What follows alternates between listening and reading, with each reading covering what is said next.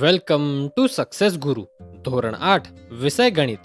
આજે આપણે જોશું સ્વાધ્યાય 3.3 નો ત્રીજો દાખલો. તો ચાલો શરૂ કરીએ. દાખલાની રકમ છે, શું ચતુષ્કોણ એબીસીડી સમાંતર બાજુ ચતુષ્કોણ થઈ શકે? જો એમાં આપણે 3 પ્રશ્નો આપેલા છે. તો એમાં પહેલો પ્રશ્ન છે ખૂણો ડી વત્તા ખૂણો બી બરાબર 180. પછી આપણે ક્વેશ્ચન માર્ક આપેલો છે.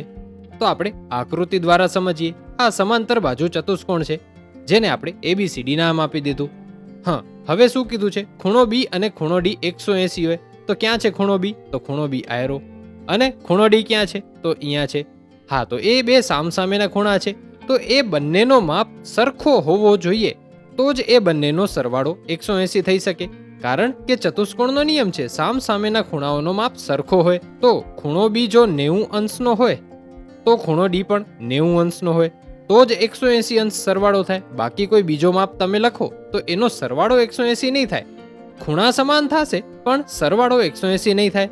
તો ખૂણો બી અને ખૂણો ડી કાટકોણ હશે, એટલે કે કાટખૂણો હશે, તો જ સરવાળો 180 થશે. તો લખવાનું, જો ખૂણો ડી અને ખૂણો બી કાટખૂણો હોય તો ખૂણો ડી વત્તા ખૂણો બી બરાબર 180 શક્ય છે. બાકી બીજા માપથી સમાંતર બાજુ ચતુષ્કોણ શક્ય નથી. જે આપણે કેવી રીતે શક્ય નથી તે પણ સમજી લીધું. તો પહેલો પ્રશ્ન અહીંયા પૂરો થાય છે. હવે બીજો પ્રશ્ન જોઈએ.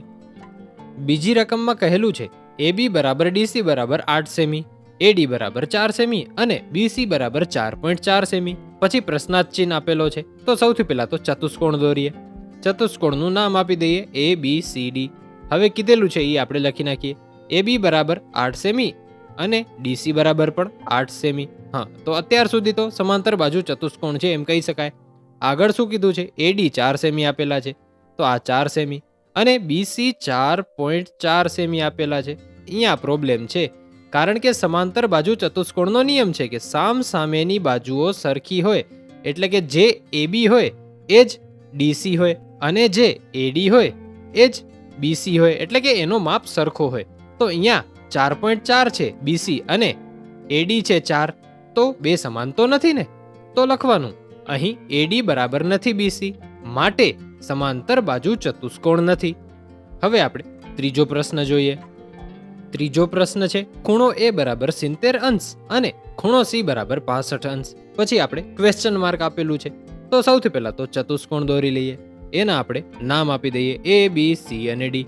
કીધેલું શું છે? ખૂણો A બરાબર 70, તો અહીંયા 70 કીધેલું છે, અને ખૂણો C બરાબર 65 એમ કીધેલું છે. તો શું સમાંતર બાજુ ચતુષ્કોણ છે? નથી. શું કામ? કારણ કે સામ સામેના ખૂણાઓ સરખા હોય. ખૂણો A 70 છે તો ખૂણો C 70 જ હોય, અથવા ખૂણો C 65 છે તો ખૂણો A 65 જ હોવો જોઈએ. એક 65 એક 70 એમ અલગ અલગ ન હોઈ શકે. સમાંતર બાજુ ચતુષ્કોણનો નિયમ જ છે કે સામ સામેના ખૂણાઓ સરખા હોવા જોઈએ. જો તમને બધા જ નિયમો જાણવા હોય તો મેં આના આગલા વિડીયોમાં બધા નિયમો ડિટેલમાં સમજાવ્યા છે. તો એ વિડીયોની લિંક હું તમને આઈ બટનમાં અને નીચે ડિસ્ક્રિપ્શનમાં આપી દઈશ, તેનામાંથી તમે જોઈ શકો છો. અહીંયા આપણે આગળ વધીએ. તો લખવાનું, અહીં ખૂણો A બરાબર નથી ખૂણો C, માટે સમાંતર બાજુ ચતુષ્કોણ નથી. આના સાથે આપણો ત્રીજો દાખલો અહીં પૂરો થાય છે, અને એના સાથે આપણો આજનો વિડીયો પણ અહીં પૂરો થાય છે. Thanks for watching. આવા જ એજ્યુકેશનલ કોન્ટેન્ટ માટે સબસ્ક્રાઇબ કરો સક્સેસ ગુરુને.